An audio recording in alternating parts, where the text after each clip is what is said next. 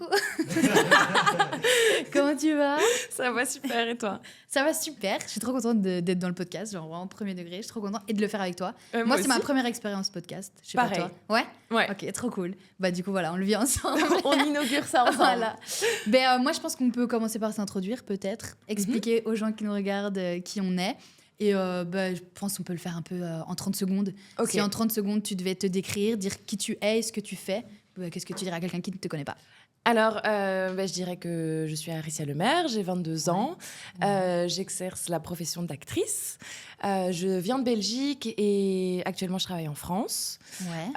Je dirais qu'on me définit comme assez vivante, curieuse, créative. Voilà, je suis passionnée des arts, cinéma, théâtre, même le dessin, la musique. Voilà, je suis aussi passionnée de nature, voilà, tout ce qui vit, quoi. Ok. Et je suis aussi très expressive, parfois même un peu trop. J'ai difficile à cacher ce que je ressens et ce que je pense, voilà. Ok, trop chouette. Moi, pour ma part, du coup, moi, c'est Marine van der Kapel. MarVDC sur les réseaux sociaux. Moi, j'ai 23 ans. Je suis aussi originaire de Belgique. Et moi, je suis passionnée de vidéos depuis toujours. Genre, quand on partait en vacances, c'était toujours moi qui faisais les petits montages pour vraiment garder des souvenirs en fait, de tout ce qu'on vivait. Et j'étais tellement passionnée par ça que j'en ai fait mon métier. Donc aujourd'hui, je fais de la création de contenu sur les réseaux sociaux, mais pas pour moi, je ne suis pas une influenceuse, mais je le fais pour des marques. Donc voilà, si une marque a envie de se démarquer un peu de la concurrence, faire passer des émotions, des messages, avoir une vraie identité en ligne, moi, c'est ce que je propose comme service. Et aujourd'hui, du coup, je suis indépendante, donc je vis complètement de mon activité. Et j'adore ça. J'adore les réseaux sociaux, j'adore la magie qu'on peut faire à travers les réseaux. Et voilà. Et les gens pourront potentiellement me qualifier de quelqu'un qui adore parler. Donc le podcast est un super format pour ça. Mais du coup, voilà. J'adore raconter des histoires et j'adore surtout les faire transmettre dans une vidéo. Donc ça, c'est ce que je fais aujourd'hui. Ouais. Il y a un peu des similitudes pour faire transmettre des histoires. Ouais. Et je pense qu'il y a quand même un lien entre les réseaux et ce que tu fais. Donc, je pense qu'on va pouvoir s'entendre sur plein de sujets là qu'on va aborder. Et d'ailleurs, je me demandais un petit peu... toi, tu disais, du coup, tu es dans le ciné. Ça fait... Enfin, tout ce qui est télé, séries, etc. Ça fait combien de temps que tu es exposée à la télévision ?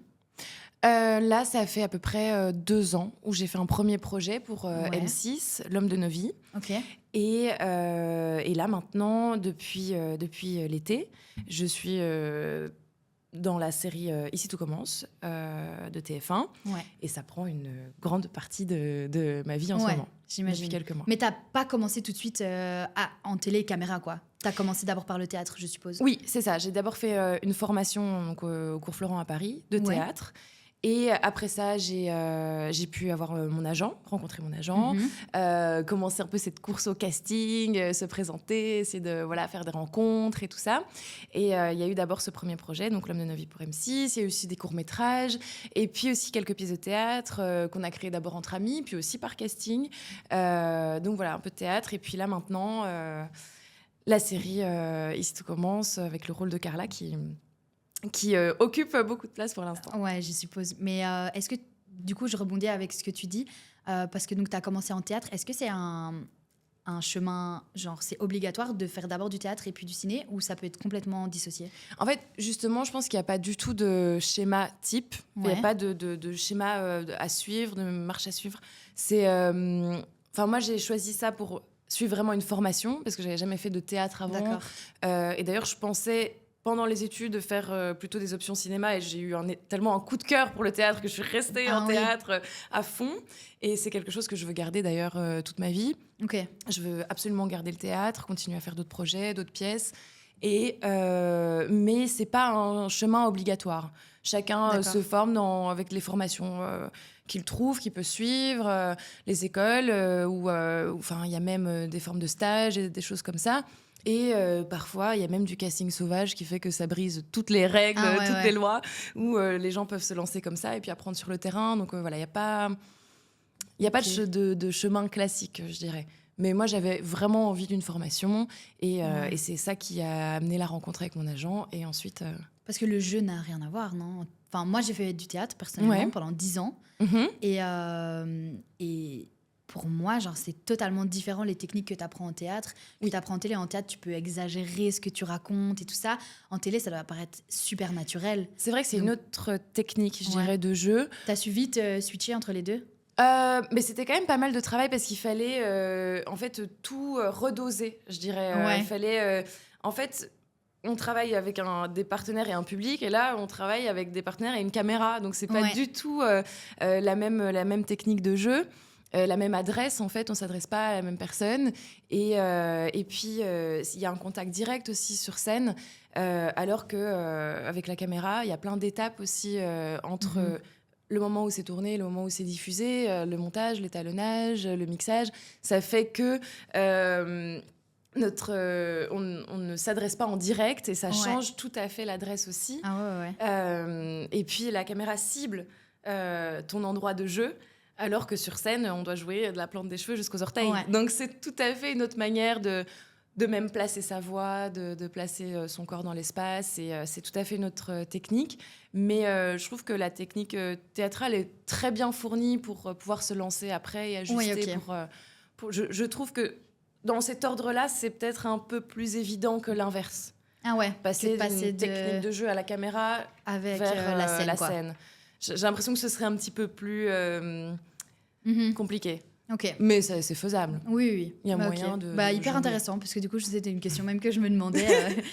Et pour rebondir un petit peu avec ça, le théâtre, donc je te disais, moi, j'en ai fait pendant 10 ans. Et moi, j'ai vraiment le sentiment que ça a eu un impact énorme dans ma vie aujourd'hui, tu vois, parce que j'ai appris à m'exprimer, j'ai appris justement, comme tu dis, à prendre conscience de ton corps, tu vois, parce que quand tu es sur scène, comme tu dis, tu dois analyser chaque mouvement. Enfin, tout est important parce que les gens te voient en globalité. Tout parle, en fait. Voilà, c'est ça. C'est pour ça qu'aujourd'hui, je crois que je parle beaucoup avec les mains. Je suis hyper expressive comme ça. Mais du coup, moi, je sais que le théâtre a eu vraiment une place énorme dans ma vie, rien qu'à l'école. Faire un oral. Je pense que j'aurais jamais été aussi à l'aise de faire un oral et de parler si j'avais pas fait de théâtre. À la base, je voulais être avocate parce que justement, j'aimais m'exprimer, parler, défendre des causes, tout ça. Puis finalement, je suis partie complètement dans le créatif qui me correspond beaucoup plus. Mais je sais que ça a eu un impact dans ma vie aujourd'hui et qui a fait que j'en suis potentiellement là aujourd'hui, que là, je suis hyper contente de discuter. J'ai pas trop de mal à être filmée, je pense, tout ça. Enfin, tu vois, je suis assez à l'aise sur les réseaux, entre guillemets. Mais je pense que ça a eu un impact. Et du coup, je trouvais ça intéressant de voir aussi peut-être toi, de ton point de vue, qu'est-ce qui a impacté ta vie, qui a fait que t'en es là aujourd'hui. Moi, si je devais t'en énumérer quelques-uns, du coup, il y a le théâtre. Je pense que ça a joué en grande partie. Les stages que j'ai faits. Je trouve que c'est incroyable de faire un stage parce qu'on t'apprend énormément de choses. Je pense même au théâtre. Enfin, peut-être que toi, tu as eu tes cours au théâtre, mais une fois que tu étais sur scène, c'est complètement différent. Et tu apprends 100 fois plus de choses une fois que tu le vis que quand tu l'apprends.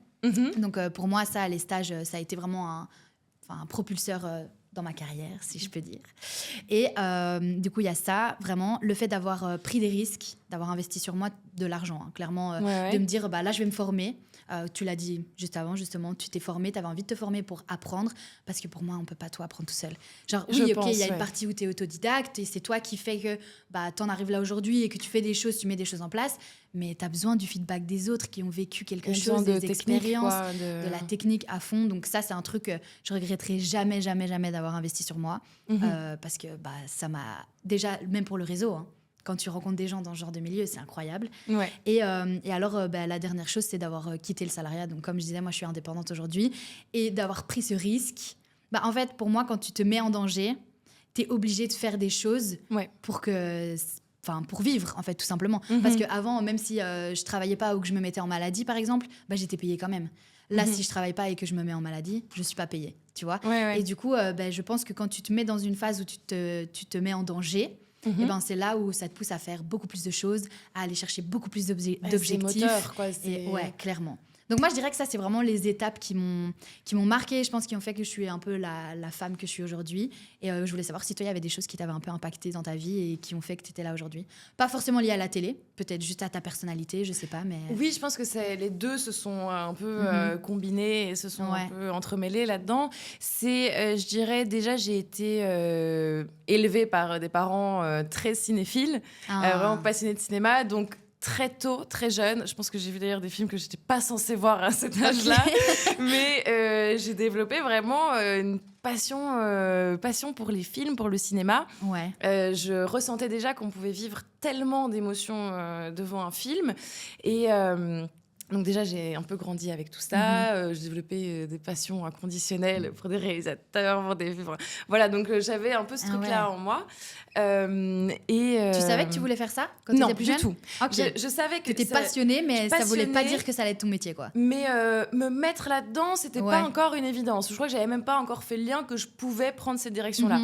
Et ensuite, ce qui a été un vrai déclic, c'était mon stage au Cours Florent, qui s'est fait un petit peu par hasard, mon stage à Paris, parce que je suis arrivée aux portes ouvertes de Cours Florent Bruxelles. Ouais. Et il y a eu un moment qui m'a un peu bouleversée. C'était un cours où, porte ouverte, donc il y avait des élèves qui présentaient des scènes, etc. Et j'ai été tellement touchée, c'était presque mystique comme moment. Enfin, j'étais vraiment bouleversée. Je me suis dit, mais c'est incroyable parce que dans d'autres visites qu'on fait quand on est en secondaire, on a des salons du métier. Et à chaque fois, je me suis dit, mais je sais pas, ça me parle pas. Et là, ça m'a envahie, quoi. Je me suis dit, OK, là, j'avais fait le lien, enfin, la connexion de me mettre à cette place-là. Et je me suis dit, OK, je veux être à cette place, là, sur scène, et essayer au moins de comprendre comment elle fait ça, ce qu'elle ressent, parce que moi, ça m'a bouleversée. Et c'est des émotions que tu as ressenties en les voyant, en fait. Oui, c'est ça. En fait, elle jouait Phèdre, et le petit truc un peu dingue, un peu surnaturel qui s'est passé, c'est que elle jouait un moment de Phèdre où elle parle d'Aricie. Oui. Et c'est un passage où elle dit Aricie a fait ceci, Aricie a dit cela, enfin un truc comme ça. Donc c'était Aricia, Aricia, Aricia. Et je suis rentrée au moment où elle a hurlé 3 fois mon prénom. Ouais. Donc ça m'a bouleversée. Je me suis dit, mais qu'est-ce qu'on me veut? Ah ouais, ok, ça t'a parlé, genre c'était ton signe, quoi. C'était vraiment mon signe. En mode, maintenant, si t'as toujours pas compris, là, on t'appelle, quoi. Okay. Je me suis dit, mais c'est génial. Un truc de fou. Ouais. Donc je suis restée comme ça, un peu troublée. J'ai regardé ce qui se passait. Je me suis dit, ok, ça, c'est typiquement l'environnement dans lequel j'ai envie d'être. Quoi. Donc, on a suivi le stage, où là, j'ai découvert aussi la ville de Paris, etc. J'ai trouvé ça incroyable, cette espèce d'effervescence dans cette ville, tout ce qui se passait. Je me suis dit, ça a l'air de matcher, ça a l'air de fonctionner. C'était devenu une évidence, je pouvais plus faire autre chose. Quoi. Donc, j'ai foncé, j'ai fait ma formation là-bas. Et là, ça a été... voilà, tout s'est très bien passé. Ça a été une évidence pour moi de faire de ça mon métier et ma vie.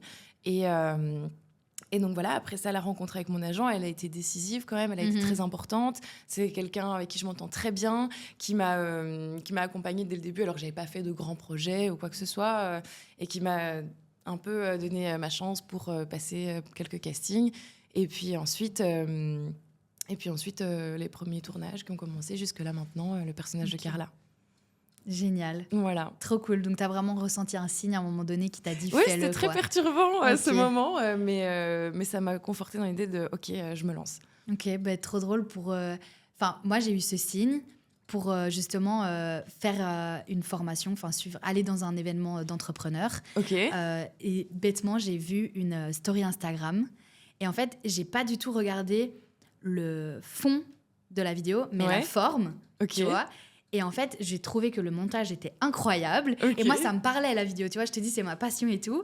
Et du coup, j'ai regardé cette vidéo et je me suis dit, waouh, mais moi, c'est vers ça que je veux aller. Le montage était fou. Ça claque, quoi. Et en fait, c'était un ami à moi qui avait partagé cette story. Okay. Et du coup, je lui ai dit, mais waouh, c'est qui a fait cette vidéo? Parce que mon pote était dans la vidéo. Okay. Donc, j'ai dit, mais c'est quoi? C'est trop bien, nanana. Et donc, il m'a dit qui avait fait la vidéo. Et donc, c'est comme ça que j'ai... À un moment donné, parce que donc, mon pote, lui, il savait un peu que je me lançais dans l'entrepreneuriat et tout ça. Ouais. Donc, lui, il m'a dit, il faut que je t'appelle demain. C'était un pote d'école. Donc, on avait fait les mêmes études.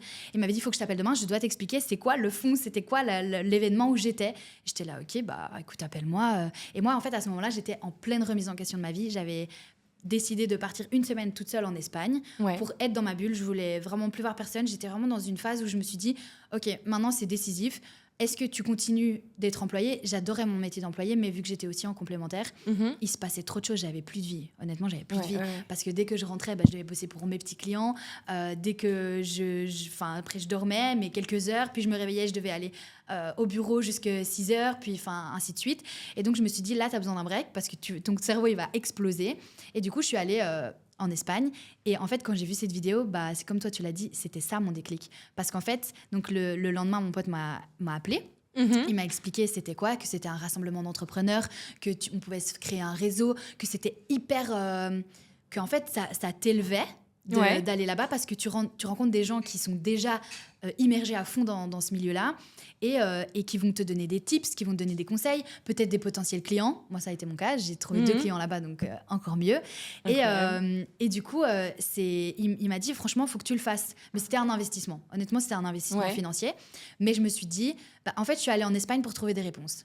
Et là, on me donne ça comme ça sur un plateau d'argent alors que je suis en questionnement. Est-ce que je reste employée? Est-ce que je me mets full indep? Qu'est-ce que je fais? Et quand j'ai été faire ce voyage, du coup, ça a duré 3 jours, c'était à Marbella en Espagne. Et ça a été le déclic de ma vie, vraiment, le déclic de ma vie. Et 2 mois plus tard, je me suis mis indépendante, quoi. Donc en fait, c'est trop bien que tu aies parlé de déclic parce que c'est vrai que c'était hyper important de le souligner. Oui. Il y a des moments dans ta vie comme ça qui arrivent et soit tu les chopes et il t'arrive des trucs de fou, ou soit tu continues à faire l'aveugle et tu repousses à plus tard ton épanouissement, quoi. Ouais, c'est ça. Donc, oui, en plus, là, il y avait eu ce premier déclic avec la jeune fille que j'avais vue jouer, etc. Et après, s'en est suivi pendant la formation les déclics que j'ai eu aussi sur scène, niveau sensation, comme tu disais, où c'était... je trouvais les réponses, en fait. Je trouvais les réponses à tout ce que je me demandais, en fait, à tout ce que je pouvais me demander. Toutes les réponses étaient sur scène, en fait, sur ce que je ressentais à ce moment-là, le travail avec les partenaires et puis l'échange avec le public. Et ça te transporte tellement que c'est la réponse. Ouais, quoi. T'as su que c'était ça, quoi. Ouais. Trop bien. Mais trop beau. J'aime trop les histoires comme ça. Et du coup, là, je vais un peu rebondir parce que là, on a parlé de 2 milieux qui sont différents, mais qui, je pense, ont des points communs. Donc, pour ma part, les réseaux sociaux, pour la tienne, tout ce qui va être l'acting, le cinéma, l'exposition à la télé, etc. Ouais. Et je parlais peut-être d'un peu un sujet un peu plus touchy. Voilà, on a parlé de nos expériences, c'était trop bien. Mais je pense que c'est aussi important de montrer un peu les dérives de ce qui se passe un peu derrière tout ça aussi. Je vais pas parler pour moi parce que, comme je dis, je suis pas une influenceuse, j'ai pas une communauté de fous. Mais contrairement à toi, pour le coup, et que tu as même peut-être pas géré, parce que c'est un peu un effet boule de neige. Je pense que quand tu passes à la télé, t'as pas fait de communication pour avoir des fans. T'as pas fait de communication pour avoir plus de followers. C'est automatique, tu vois. Et c'est comme moi, hein, si je vois une série et que j'adore l'acteur, je vais aller le suivre, tu vois. Parce qu'après, t'as envie de découvrir sa vraie vie, tout ce qui se passe et tout ça. Et du coup, je trouvais ça intéressant de faire le lien entre les réseaux sociaux et ça, parce que quelque part, pour ou contre ta volonté, tu es sur les réseaux sociaux. Toi, tu avais un compte personnel. Moi, j'avais un compte personnel qui, maintenant... t'as fait grandir une communauté sans le demander sur ton compte personnel. À la base, t'as pas un compte juste pour le rôle que tu joues. Tu vois. Voilà, c'est ça. Donc t'es exposé sur les réseaux et ta vie l'est aussi. Et avant de parler plus de la phase négative... moi, je sais, je te suis. Je suis tes aventures, donc je sais que tu as pris beaucoup d'abonnés et j'ai même vu passer des comptes fans de toi. Comment t'as géré ce switch de te dire, là, je commence une série, parce que je suppose que tu savais pas ce que ça allait t'apporter. Je sais pas si dès le début, tu savais que t'allais avoir un grand rôle et que tu savais que t'allais durer, ou comment ça s'est déjà passé à ce niveau-là? À ce moment-là, moi, donc ça a été très vite en fait. Ça a été très très rapide. J'ai passé le casting pour Carla. Je savais déjà, on nous avait prévenu en étape de casting que c'était pour une récurrence, donc on allait travailler tout au long de l'année. Après, à quelle fréquence exactement on va travailler, ça on ne le sait pas. Enfin, c'est programmé au fur et à mesure. Et ça a été très très vite en fait. Une fois que j'ai eu la validation, Carla, c'est toi. Tout s'est enchaîné. Une semaine après, j'étais dans le sud pour faire les essais, pardon. Et puis une semaine encore après, ça tournait quoi. Donc ça a été un changement très rapide de vie quand même, puisque mon quotidien a changé aussi avec cette quotidienne finalement. Comment donc après, ce qui est génial, c'est que comme il y a des personnes qui sont là depuis plus longtemps aussi, d'autres comédiens, on a pu très vite communiquer là-dessus, sur les habitudes sur place, sur comment ça se passe, comment, à quoi est-ce qu'on est réellement exposé ou non. Après, le vivre, c'est encore autre chose. Ouais, mais tu vois, on y revient, c'est le réseau qui t'aide, tu vois, parce que eux, ils ont eu de l'expérience, donc ils ont pu t'aider pour. C'est ça, et donc pour ils peuvent toi, transmettre et on peut en discuter, etc. Et donc, oui, il y a eu des comptes fans. Alors, ça a été très progressif au final, parce que les personnages ont été lancés, il a fallu le temps qu'on s'habitue un petit peu à eux, etc. Et l'expérience de compte fan, en fait, c'est quand même très bien passé. C'était assez beau parce que c'est le premier compte fan que j'ai eu. C'est une jeune fille qui s'appelle Élise, qui vient de Belgique justement, et qui adore la série. Et qui vient de temps en temps sur le lieu de tournage. Et elle était venue un peu au lancement des nouveaux personnages fin de l'été. Et on s'était rencontrés et on avait eu un très bel échange. Et elle m'avait demandé l'autorisation pour lancer ce compte et son compte de soutien, en fait, pour le lancement de ce personnage, puisqu'on avait eu humainement une très jolie rencontre. Et donc voilà, c'est...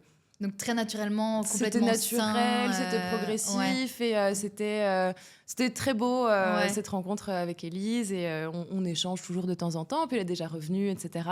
Et puis de là, ça en est suivi aussi d'autres comptes. Certaines, ce sont d'autres filles que j'ai rencontrées sur place, des jeunes filles. Parfois, elles sont même copines entre elles et tout ça. Et c'est vraiment... Des belles personnes que j'ai eu l'occasion de rencontrer pour le coup. Donc ça, c'est chouette. Ok, trop chouette. Oui, donc tu as eu vraiment un lien, c'est pas uniquement réseaux sociaux où tu sais pas trop, il y a qui quelque chose derrière. d'humain là-dedans qui qui était vraiment agréable et où elles ont vraiment voulu me témoigner leur soutien aussi via ce compte-là, ces comptes-là, et voilà. Et comment tu as géré ça tu vois, par exemple, dans mon cas, moi, j'ai pas de fans, j'ai pas une communauté où je développe quelque chose. Mais par contre, je sais que j'essaie quand même de montrer mon travail à travers mes réseaux sociaux pour avoir des clients et aussi pour montrer un peu ma personnalité et que les gens... Parce que je sais qu'il y a des gens qui ont envie aussi parfois de voir comment ça se passe, un peu l'envers du décor et tout ça. Donc j'essaye au mieux de montrer mon travail et ce que je fais. Et j'ai déjà eu des messages... Ouah, t'es super inspirante, j'adore ce que tu fais, tu sais m'expliquer ça et tout. Et enfin, moi, ça m'a fait tout bizarre, hein, vraiment. J'étais là genre, hein je ne te connais pas, tu m'as envoyé un DM, donc t'as pris le temps de me parler pour me dire, j'adore ce que tu fais, ton travail est inspirant, t'es motivante, nanana, alors que... Pour moi, c'est... Je sais pas, j'ai mis une vidéo sur Internet et voilà, je m'attendais pas à quelque chose de fou. C'était pour transmettre plutôt quelque chose. Et d'avoir ça, moi, ça m'a... Waouh. Et toi, je pense que tu l'as encore à plus grande échelle.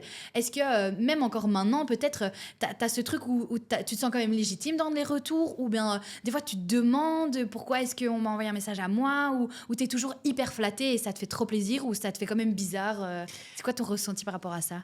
Évidemment, ça me fait forcément plaisir, puisque si par mon travail qui est ma passion, etc., je peux inspirer, aider ou juste faire passer un moment agréable devant la télé, c'est évidemment mission réussie. Le but aussi de cette série, de cette quotidienne, c'est d'aborder un maximum de thématiques qu'on peut retrouver dans la vie pour que aussi un maximum de personnes puissent s'identifier, se reconnaître, sentir aussi qu'on parle d'eux.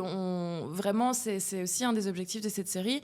Donc si à travers Carla, des personnes peuvent se reconnaître dans ce qu'elle vit, se sentir représentée, soutenue, c'est évidemment une grande joie au final. Ou au contraire, si c'est juste divertissant, c'est réussi aussi. Le but, c'est d'apporter tout ça dans la vie d'un maximum de personnes. Et c'est à chaque fois une joie d'avoir des mots, des messages comme ça qui confirment que le personnage parle aux gens et leur fait du bien dans un sens. Donc ça, c'est génial. Ça apporte une raison à ce qu'on fait aussi, quoi. Trop bien. C'est cool si à chaque fois tu le prends bien, tu te sens pas mal à l'aise ou quoi que ce soit. Mais à contrario, je suppose que tu as aussi des gens qui n'aiment soit pas ton personnage ou soit toi. Parce que moi, j'ai le sentiment... Déjà, quand on voit les influenceurs en général, moi, personnellement, c'est une des raisons pour lesquelles j'ai extrêmement peur de me lancer sur les réseaux sociaux. Vraiment plus qui je suis moi. Parce que je ne sais pas comment je vais dealer avec les critiques et tout ça. Parce que moi, j'ai vraiment le sentiment, et on le voit beaucoup, justement, comme je te dis, avec les influenceurs, même les acteurs, je les mets un peu tous dans le même sachet, que on dirait que si tu es sur les réseaux sociaux, tu dois accepter qu'on te critique. Ouais. Si tu es sur les réseaux sociaux, tu dois accepter que je t'insulte. Tu vois, tu as décidé d'être sur les réseaux, donc tu dois accepter que n'importe qui, Pierre-Paul Jacques, peut venir t'insulter, te dire que t'es moche, te dire que tu joues mal, te dire que tchic, que tchac. Alors que dans la vraie vie, ça n'existe pas. Ça n'existe pas. Personne t'arrête dans la rue pour te dire « Ah, t'es dégueulasse ». Tu vois, ça n'existe pas. C'est vrai. Mais par contre, sur les réseaux, ça existe. Ouais. Et ça existe bien trop. Donc, est-ce que toi, t'as déjà été confronté à ça et comment tu le gères ? Alors oui, j'ai été confrontée à ça, comme Ouais. je pense tous les acteurs de la série ont été confrontés à Ouais. ça, et un peu dans tous les métiers où on s'expose. Après, effectivement, on sait depuis le début qu'on va être exposé à ça et que ça va arriver. Ouais. Donc ça aussi, pareil, toujours ce truc de on peut en parler entre nous Ouais. pour un peu dédramatiser et puis voilà, se soutenir là-dessus. Après, il y a des critiques quand même qui peuvent faire évoluer. Ouais. Et le reste... Ah, il y a des critiques constructives. Hein. Voilà, ça, il y je dis en pas, a et aussi. c'est hyper important d'en avoir. Ouais, et je pense que c'est ce qu'il faut retenir. Ouais. Et le reste... Ouais, tu le gères pas. Voilà, on sait que ça va arriver, on sait qu'on ne peut pas plaire à tout le monde, on Ouais. sait que des fois, c'est inexplicable, c'est épidermique, on ne revient pas, Ouais. notre visage ne revient pas à certaines personnes, et c'est comme ça. Un visage inspire tellement de choses chez les gens, on n'a même pas idée. Donc voilà, que ce soit des gens qu'ils ont connus, Ouais. ou peu importe. Et donc voilà, on sait qu'on s'expose à tout ça. Et j'ai envie de dire que, de mon côté, je prends ça comme... quelque chose qui fait partie de cette exposition. Je sais pas ce que je retiens par rapport à toutes les personnes qui sont touchées, qui sont soutenues, qui se sentent soutenues par le personnage, ou qui voilà, tous les beaux messages que je reçois, tout ça, ça efface un peu le reste, où on peut pas maîtriser, on peut pas, à part en parler entre nous justement pour passer au-dessus, et puis et se blinder par rapport à ça, voilà. Mais on peut toi, pas l'éviter. dans ton cas actuel, c'est Aricia qui se fait insulter ou c'est Carla ? Enfin, Enfin, insulter ou critiquer, ou je sais pas, c'est à quelle échelle, mais... il y a quand même beaucoup du personnage, et ça, ce qui est bien, c'est que je fais totalement la distinction. Oui. Mais t'as Je pas ne me sens l'impression pas- que les gens ne le font pas, la distinction ? Ça arrive. J'ai l'impression parfois quand je vois tes commentaires et je me dis mais enfin réfléchissez, c'est pas elle dans la vraie vie, tu vois ? Moi j'ai Je pense l'impression que des fois, il y a un petit micmac. il y a un où, truc ouais. où je te déteste, mais c'est un personnage. Je ne suis pas comme ça dans la vraie vie, tu vois ? C'est vrai Donc, qu'il y a un peu confusion parfois. Ouais. Même je l'ai remarqué dans la rue, certaines personnes qui m'interpellent Ah ouais. par le nom de Carla et qui me parlent comme Ah si oui. j'étais réellement Carla. Et voilà, donc ça, je pense que des fois, il y a un peu une confusion, comme ce personnage, vit un peu tous les jours à l'écran, et donc on a l'impression de vraiment connaître. Et je pense qu'il y a pas mal de personnes, oui, qui confondent un peu, qui ne savent plus où est le perso à ce niveau-là. Mais enfin voilà, ça c'est pas trop grave. Mais c'est vrai que je l'ai vu dans certaines interactions où je me suis dit bon, ça, c'est pas grave, ça ne peut pas me toucher puisqu'on ne parle pas de moi. Et après voilà, il y a toujours les petites critiques sur le physique des gens.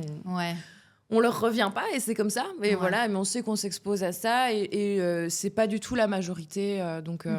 Mais ça va, franchement, je te sens hyper détachée de ça, quoi. T'es OK. Oui. On dirait que tu savais que ça allait faire partie du jeu. Ouais. Donc, toi, tu étais préparée. Après, je pense qu'on n'est quand même jamais vraiment préparé à une critique. Je peux pas dire que ça fait plaisir. Ouais, pour mais le coup. franchement, ça va. Tu prends pas les choses à cœur, parce que tu disais que tu es hyper expressive et tout ça. Mais par contre, tu n'es pas sensible à ce genre de choses, quoi. Tu vas pas mal dormir parce que quelqu'un t'a critiqué sur telle ou telle chose, quoi. Non, voilà, on sait à la base qu'on peut pas plaire à tout le monde. Ouais. Moi, je retiens... Mais après, comme je te disais, il y a des critiques constructives aussi. Je sais que... Il y a un commentaire que j'ai vu une fois, parce que j'essaie aussi de pas non plus tout regarder, de aussi me préserver un petit peu. Et, mais un commentaire où vraiment je l'ai pris en compte, et j'ai vraiment adapté mon jeu un peu en fonction de ça. Enfin, j'ai apporté une nouvelle nuance, et je me suis dit, c'était pas bête en fait. Bon, le message était très agressif, mais dans l'idée, c'était pas bête. Le fond était OK. Le fond, ça va, la forme, bon, on passera. Et voilà, au final, on est tous concernés dès qu'on a ne serait-ce qu'une toute petite visibilité. Et après, voilà, c'est... Et puis ça montre aussi, je sais pas si on peut dire légitimité, mais ça montre que t'es là et que voilà, tu fais parler de toi et que les gens t'aiment ou t'aiment pas, mais en tout cas, il y a quelque chose qui se passe autour de toi et ça t'ancre aussi dans un truc, quoi. Moi, je travaille pour un client et je me suis montrée une fois dans une vidéo du client. Ouais. J'ai eu quelqu'un qui m'a critiqué, mais pas du tout constructif, tu vois, un haters, quoi, tu oui, vois. Voilà. Et en fait, je me suis dit, parce que comme je te dis, je flippais de ça. Et surtout quand c'est pas constructif, comme tu dis, le physique et tout. Oui, non, tu vois, genre, juge mon travail, pas mon physique, qu'est-ce qu'on s'en fout, tu vois. Et en fait, ça m'a fait rire. Le message m'a fait rire, alors que je pensais... Parce que moi, par contre, contrairement à toi, je pense que je suis très sensible aux remarques et tout ça, quand c'est pas constructif, de nouveau. Et du coup, je me suis dit, mais le jour où j'ai ma première critique, mais comment je vais le vivre? Parce que je suis quelqu'un qui réfléchit beaucoup, qui pense beaucoup. Je remets le truc dans tous les sens, machin. Et en fait, j'ai été hyper détachée. Et je pense que le fait que ce soit aussi en ligne, je pense que si on me l'avait dit dans la rue, c'est hyper violent. C'est encore autre chose. Mais en ligne, je sais pas. Et je me suis vraiment dit, mais yes, j'ai eu mon premier haters. Donc ça veut dire, je suis ça là. veut dire qu'il y a je suis dans action, le game, réaction, il y a quelque chose qui se passe. Ouais. Donc finalement, ça m'a fait rire. Après, voilà, on m'a pas menacé de mort ou quoi que ce soit. C'est une remarque nulle sur... Enfin, c'est un commentaire inutile. J'ai pas vraiment eu de menace de mort, non, ça oui, va. c'est ça, mais par contre, je sais qu'il y en a, ça peut aller très loin. Mais ça peut aller très, très loin. C'est même déjà arrivé à des comédiens que je connais. Mais comment dire, il y a aussi, quand c'était des critiques très virulentes sur Carla, vraiment adressées à Carla, comme l'entrée du personnage devait être assez piquante et c'est une personnalité un personnage un peu peste, un petit peu ça. rentre-dedans, passe la langue dans sa poche, très ragot et tout ça. Presque quand même au début, je dois dire, et ça a aidé à mon avis pour que je me détache de tout ça. Quand il y avait des critiques sur le personnage, je disais, en fait, heureusement. Oui, ça veut dire heureusement que tu joues super bien, aussi. En fait. Ça veut dire que l'intention est quand même un peu retranscrite. Il y en a qui adorent ça parce qu'il faut du piment et elle n'est pas foncièrement méchante. Donc voilà. Et donc, il y en a qui, justement, adoraient. Ah non, justement, ça dynamise le truc. Et puis, moi, j'aime bien les gens un peu comme ça. Il y en a qui disent, mais pas du tout, horrible d'avoir une personne comme ça dans son entourage. Et donc, c'est bien parce que ça crée de la discussion. Ça veut dire qu'il y a une intention qui est posée et qui est reçue après de toutes les manières possibles. Mais au moins, il y a quelque chose qui était provoqué, j'ai envie de dire, Enfin, donc voilà, c'était assez rassurant concernant le personnage. Et je pense que ça a aidé, comme c'était presque, rassurant d'en avoir au début. Ça m'a aidé à me détacher de ça après, par la suite, quand c'était plus personnel. Oui. Ok. Écoute, franchement, mais bravo. Vraiment, je respecte le fait que tu sois autant détachée et que t'oses, parce que finalement, t'as pas le choix, t'es exposée, c'est comme ça. Tu gères pas là, il n'y a pas trop de... Tu gères pas le personnage, tu choisis pas. Mais non, excellent. Et alors, je vais un peu divaguer sur un sujet plus global. Mais voilà, comme je t'ai dit, moi, je me suis lancée dans l'entrepreneuriat. Franchement, j'ai vraiment pas à me plaindre. Ça se passe très, très bien. J'ai le sentiment que j'ai un réseau très sain, tu vois. J'avais peur, ou on m'avait aussi un peu teasé ce truc de c'est un milieu de requins, tu vas devoir faire ta place, nanana. Et honnêtement, quand je vois des femmes qui sont vraiment à beaucoup plus grande échelle que moi, qui génèrent beaucoup plus de revenus, de chiffre d'affaires, qui s'exposent beaucoup plus, il y a un peu ce truc d'illégitimité que les autres essayent de leur faire passer. Tu vois, que la femme n'a pas sa place dans l'entrepreneuriat, la femme n'a pas sa place en tant que CEO d'une entreprise ou des choses comme ça. Voilà, pour l'instant, je suis protégée de ça, j'ai pas du tout ce sentiment et je suis très contente avec ça. Mais je sais que c'est un débat, de la vie quotidienne, finalement. Est-ce que la femme est légitime dans l'entrepreneuriat, etc. Est-ce que tu as le sentiment qu'au niveau du cinéma, de la télé, tout ça, c'est la même chose ou c'est plus facile d'être une femme dans ce milieu-là? Ou c'est pareil, il faut montrer que tu as ta place dans ce milieu comme une femme dans l'entrepreneuriat? Mais pour le coup, je vais surtout te rejoindre parce que j'ai pas été réellement confrontée à un conflit d'intérêt à ce niveau-là, au fait que j'ai pas réellement été bousculée par rapport à ça. Donc, j'ai été un peu épargnée, je pense, jusqu'ici. Et j'en suis très heureuse. Voilà, je considère de toute façon toutes les personnes, tous mes collègues, tout le monde comme des individus. Et pour l'instant, c'est ce qui se passe aussi avec moi. Je vois pas de distinction, j'ai pas une légitimité par rapport à ça à prouver pour l'instant. En tout cas, j'ai pas été confrontée à ça. Ok. Et de l'expérience ou des gens que tu entends ou juste du milieu en général? Parce que je pense que tout comme l'entrepreneuriat, le milieu télé et tout ça, cinéma, ça reste très requin aussi, tu vois. Oui, c'est vrai que c'est un milieu, à part, mais j'ai envie de dire que ce débat-là, il a lieu un peu partout, je crois. Mhm. Et donc, il est inévitablement réel à plein de niveaux dans ce milieu-là, de l'image, de la télé, du cinéma, etc. Ma chance, ça a été pour l'instant de ne pas y être confrontée. Après, donc je peux pas vraiment Oui, t'as pas plus d'avis. Enfin, allez, c'est pas toi, j'ai t'as pas pas vécu la d'expérience personnelle situation. là-dessus. Ouais, ok. Mais après, c'est réel comme ça l'est à plein de Pour niveaux, partout, donc dans tu plein sens de quand même milieux. que les femmes peuvent être désavantagées, même. Enfin, tu vois, moi, c'est peut-être très cliché, hein, mais moi, je me dis que vu que dans ce qui est télé et tout, t'as besoin de personnages hommes et t'as besoin de personnages femmes, tu vois. Oui, Donc, tu as besoin des deux. Donc en de fait, toute tu as façon. besoin des deux. Alors que dans l'entrepreneuriat, t'as pas besoin, c'est pas une nécessité d'avoir les deux. Mais les femmes ont aussi envie de montrer. Enfin, c'est même pas de prouver. Moi, j'essaye de rien prouver. C'est juste que je suis passionnée par ce que je fais et j'ai envie de gagner. De gagner bien ma vie, j'ai envie de voyager, j'ai envie de faire des belles choses, j'ai envie d'investir. Enfin, voilà, tu vois, j'ai une vision vraiment long terme et pour ça, je me donne les moyens d'y arriver, tu vois. Mais je pense qu'il y a un peu ce truc où tu dois te battre pour prouver ta légitimité, tu vois. Mhm. Et est-ce que finalement, dans ton milieu à toi, t'as aussi ce truc de un homme va dire mais qu'est-ce qu'elle fait là, ou justement il y a besoin d'actrices femmes, donc en fait t'as pas tellement cette concurrence entre les deux sexes, j'ai envie de dire. C'est vrai qu'en tout cas, sur les tournages que j'ai déjà faits, je ressentais une très belle sororité. Ouais. Et justement, de la part des hommes, le fait qu'il y avait besoin d'actrices femmes. Mhm. Et donc, pas du tout quelque chose où il fallait prouver outre mesure. Oui. C'était uniquement être présent, professionnel et faire du bon travail. Et puis le reste, c'était des rencontres évidemment plus humaines où on peut créer des liens, etc. Et voilà, je ne me suis pas sentie freinée là-dedans ou Oui. dans la nécessité de prouver quelque chose en plus Ouais, c'est ça. parce que j'étais une femme. Mhm. Donc voilà, ça c'est assez positif, mais ça ne reste que mon expérience perso au début de ma Oui, carrière. oui, bien sûr. Donc évidemment, on verra, la vie a toujours plein de Mais surprises. je te souhaite que ça reste comme ça. Moi, j'espère aussi que ça va rester comme ça, mais pour l'instant, j'ai remarqué justement une très belle sororité, des très belles équipes, quelque chose de très humain, très... voilà, coup de bol ou pas, je ne sais pas. Ouais. Je suis tout à fait consciente qu'il y a plein de choses Mhm.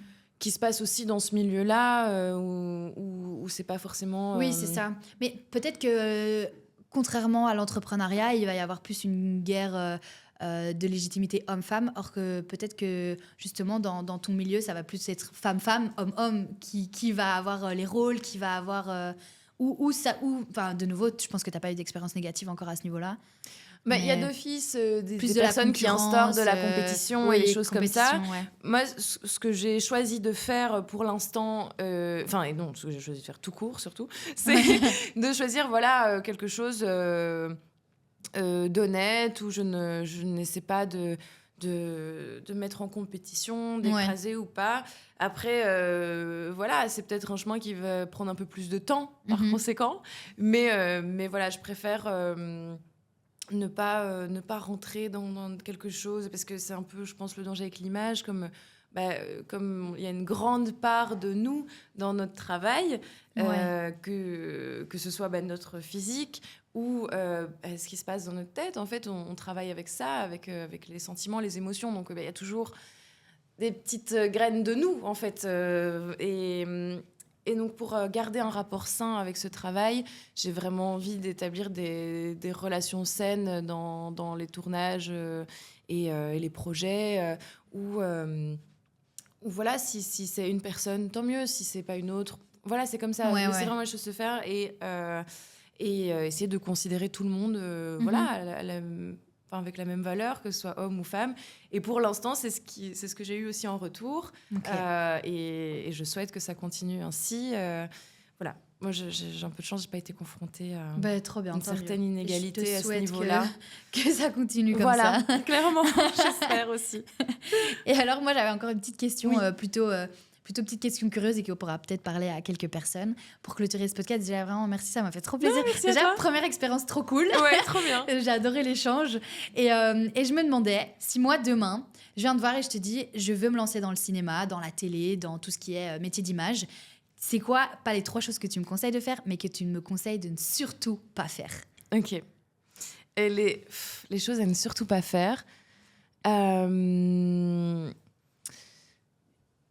dirais que, justement, dans les choses à faire, pour retrouver l'inverse, dans les choses à faire, c'est de vraiment explorer sa singularité en tant qu'artiste, trouver toutes ces choses qui font notre empreinte artistique, etc., ce qu'on a envie de transmettre, ce qu'on a envie de travailler, de défendre, de créer, de provoquer. Et donc, pour ça, je pense que la chose à ne surtout pas faire, c'est essayer de satisfaire tout le monde. Okay. C'est un peu quelque chose quand on est dans l'image, la représentation, on a aussi cette envie de plaire, de satisfaire. Mais je pense que c'est la chose à ne surtout pas faire. Okay. C'est de finalement suivre son instinct, ses envies artistiques et de suivre et de nourrir en fait cette singularité qui ne peut pas plaire à tout le monde. C'est impossible. Les artistes divisent inévitablement. C'est comme ça. Tout le monde ne va pas se reconnaître et parfois ça va provoquer presque l'effet inverse. C'est comme ça. Donc je pense que la chose à éviter, mais le plus possible, c'est d'essayer de satisfaire tout le monde. Okay. C'est impossible. C'est mission impossible de toute façon. Donc voilà. Ensuite, oui, j'en parlais. On se disait un peu de se mettre en compétition, d'écraser qu'il y a des choses un petit peu comme ça. Je pense que ça part souvent, ce système-là, de quand on se compare. Parce que on est tous extrêmement différents. Enfin, personne ne représente la même chose. Donc, se comparer, c'est inutile, c'est se blesser inutilement. Surtout qu'on en a parlé aussi tout à l'heure. Il n'y a aucun schéma classique. Il n'y a pas de mode d'emploi, il n'y a pas de marche à suivre. C'est... je veux dire, il n'y a aucun parcours qui est réellement similaire. Donc, se comparer, c'est vraiment inutile aussi à ce niveau-là, puisque autant se concentrer sur son propre parcours en prenant ses forces artistiques, sa singularité, et voilà.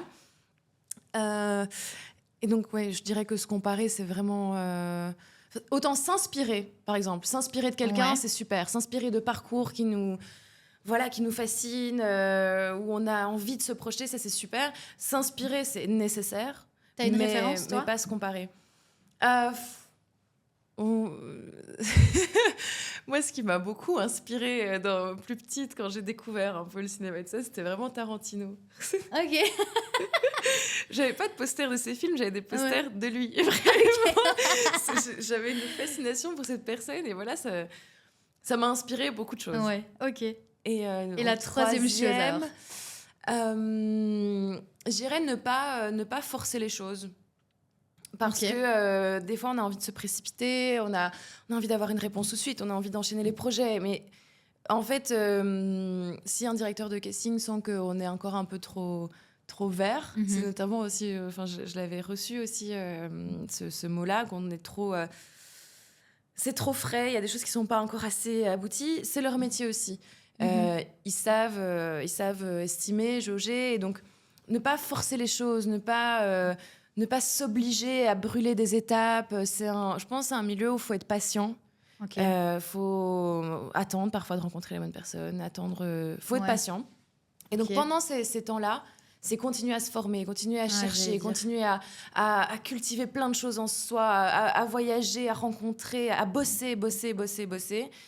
Et voilà, mais ne pas forcer les choses. Je pense que ça, c'est le troisième truc que je dirais. Ouais, c'est hyper intéressant ce que tu dis parce que je pense que c'est universel, genre comme conseil. Je pense. Parce que c'est pas... Si, à fond, parce que là, ça me fait sens ce que tu racontes, parce que c'est pas forcé, mais pas abandonné. C'est ça. Tu vois ? C'est continue, fais des petites choses et à ton échelle, à un moment, ça va payer, quoi. C'est ça. Je pense que... Je crois aussi aux choses qui sont faites pour nous ou pas. Et faut parfois lâcher prise et continuer. Voilà, et puis après, jamais on en revient au hein. déclic, quoi. Et puis ça, un jour, c'est et là, voilà. et tu vois. Mais trop beau, je crois que c'est une super belle conclusion en plus. Trop Mais bien. voilà, enfin, j'ai trop aimé ce Merci moment. beaucoup pour ce moment. Mais oui, merci à toi.